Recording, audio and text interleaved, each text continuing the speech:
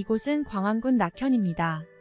여기 최전방에서 병사들의 공격을 독려하는 군사가 있습니다. 이곳에서 이 군사는 전사합니다. 아니 장수도 아닌 군사가 도대체 왜 최전방에서 병사를 독려하다가 사망했을까요? 그 비밀을 살펴보겠습니다.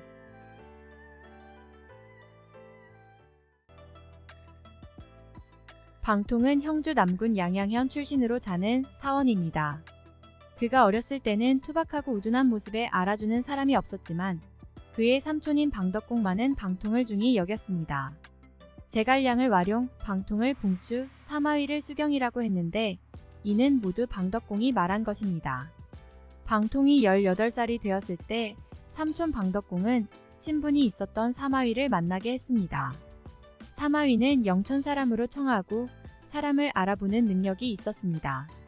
사마위는 나무 위에서 뽕잎을 닦고 방통은 나무 아래에 앉아 하루 종일 대화를 나누었습니다. 방통과 대화를 나눈 사마위는 그는 매우 남다르며 응당 남주 선비에 출중한 인물이라 칭찬했습니다.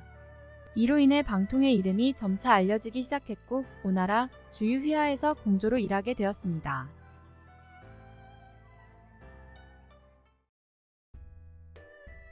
방통은 사람을 정확하게 파악했으며 재능 있는 인재를 발탁하고 육성하는 데 두각을 나타냈습니다.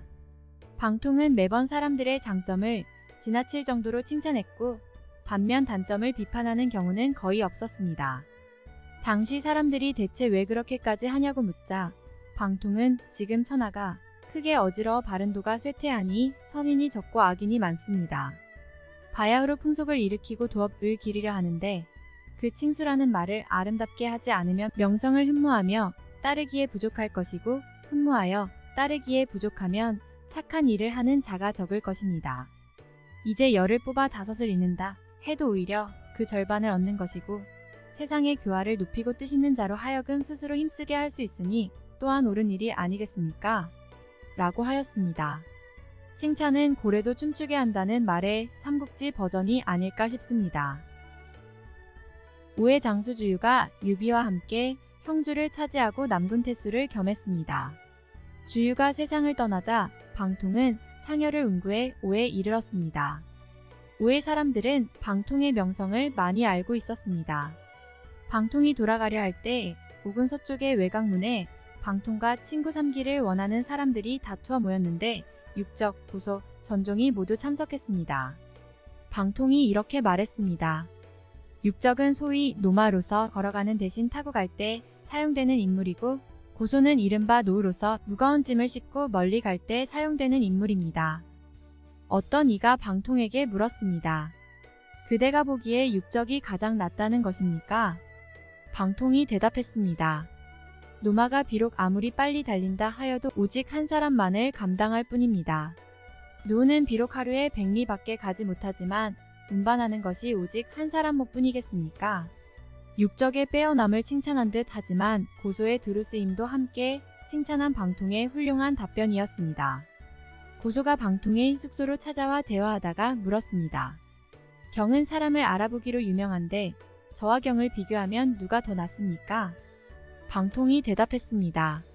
세속을 도야하고 인물을 견종하는 데는 제가 경에게 미치지 못합니다. 제왕의 비책을 논하고 이복의 유체를 파악하는 데는 제가 좀 더 나은 것 같습니다. 고소는 방통의 대답에 매우 만족하면서 친근하게 대했습니다. 방통이 전종에게 말했습니다. 경은 베푸는 것을 좋아하고 명성을 흠모하니 연암의 번자소와 닮은 점이 있습니다. 비록 지력이 많지는 않지만 또한 한 시대에 뛰어난 인물입니다. 육적과 고소 모두 이렇게 말했습니다. 천하가 태평해지면 응당 경과 더불어 천하의 선비들을 헤아려 보고 싶습니다. 당대의 명사들은 방통과 함께 풍조하는 것을 즐겼다는 사실을 알 수 있습니다. 이렇게 방통은 동호에서 전종, 육적, 고소 등 유력 호족들과 깊이 친교를 맺고 돌아갔습니다.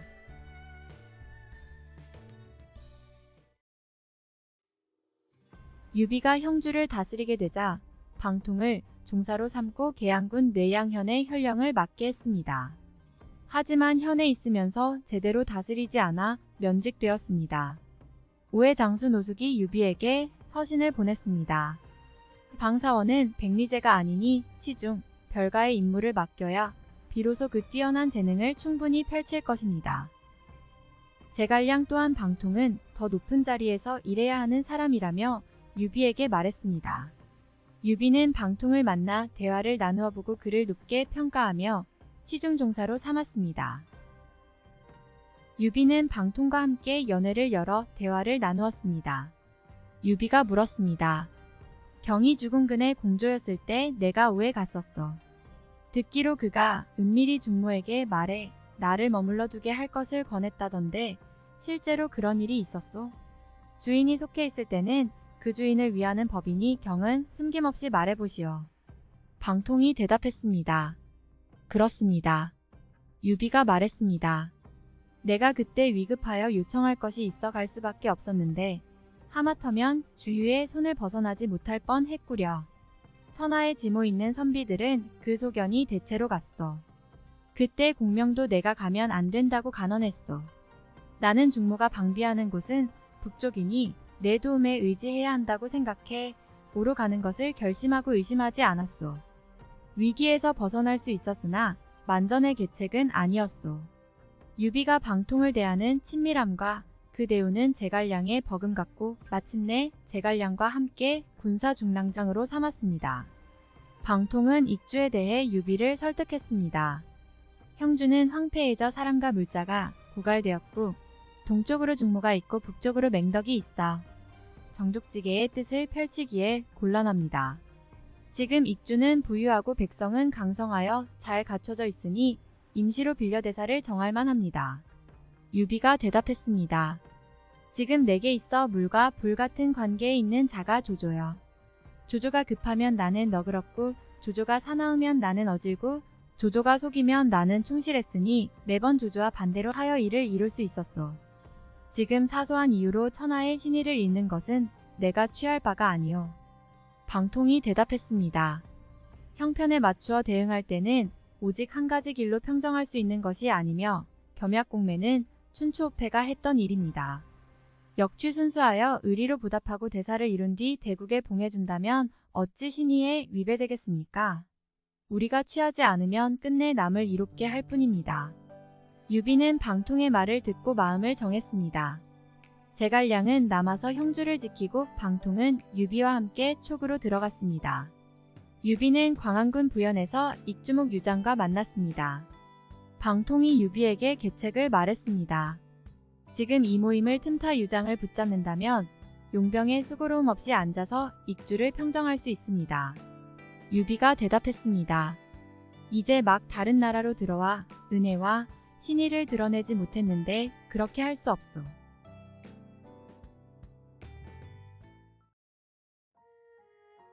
유장이 성도로 돌아간 후 유비가 유장을 위해 한중의 장로를 정벌하려 했습니다. 방통이 말했습니다. 은밀하게 정병을 뽑아 밤낮으로 달려 성도를 습격하십시오. 유장은 방심하고 있으며 평소 대비가 없어 대군이 도착하면 단숨에 평정할 수 있으니 이것이 상계입니다. 양회, 고패는 유장의 명장으로 각각 강병들을 거느리고 관문을 점거해 지키고 있습니다. 그들이 여러 차례 유장에게 상주를 올려 장군을 형주로 돌려보내라고 간언했다는 소식을 들었습니다. 형주에 위급한 일이 있어 되돌아가 이를 구원해야 한다고 하며 행장을 꾸려 되돌아가는 것처럼 하십시오. 두 사람은 장군의 영명에 감복하고 있었던 데다 장군이 떠나는 것에 기뻐하여 필시 가벼운 차림으로 만나러 올 것입니다. 그 틈에 그들을 붙잡고 진격하여 그들의 군사를 차지하고 성도로 향하십시오. 이것이 중계입니다.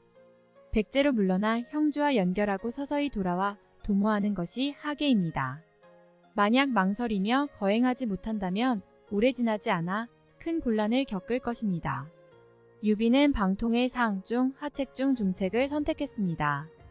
거짓으로 형주로 돌아가는 척하여 양회, 고패를 참수하고 군사를 돌려 성도로 향했습니다.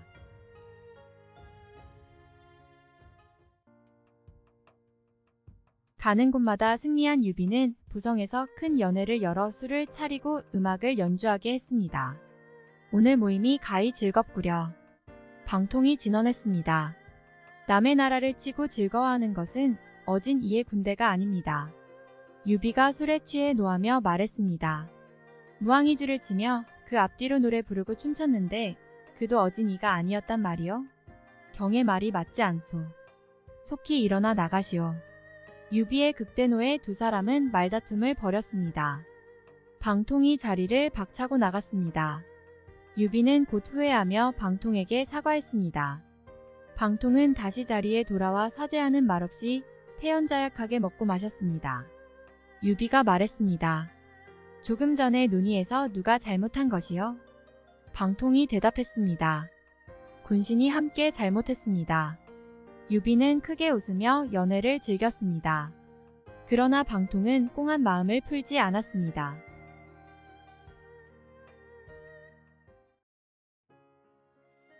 유비군은 진격하여 유순, 유계, 장임이 방어하고 있는 광안군 낙현을 포위했습니다. 이곳에서 방통은 전사합니다. 연희에서는 방통이 낙봉파에서 죽었다고 했지만 이는 사실이 아닙니다. 낙봉파라는 지명도 허구이며 방통은 정확하게 낙선 공격 시 너무 앞으로 나가서 지휘하다가 화살에 맞아 전사합니다. 그런데 이 점이 다소 이상합니다. 방통은 무장도 아닌 군사이기 때문에 굳이 최전방으로 나가서 지휘할 필요가 없습니다. 그의 죽음이 석연치가 않은데 아마도 유비와의 말다툼이 화근이 된 것이 아닐까 추측됩니다. 유비는 먼저 사과 후 웃고 끝냈지만 방통은 끝까지 화를 풀지 않고 오만하게 굴었습니다. 아무리 방통이 유비의 총애를 받고 있더라도 이러한 행동은 신하 입장에서 부담이 될 수밖에 없습니다. 이런 부담이 공을 세우려는 조급함으로 이어져서 그를 전방으로 내몬 것이 아닐까 싶습니다. 사망할 당시 그의 나이는 겨우 36세였습니다. 유비는 방통의 죽음을 너무나 아쉬워했습니다. 유비의 예상대로 방통의 죽음은 훗날 유비에게 큰 타격으로 돌아옵니다.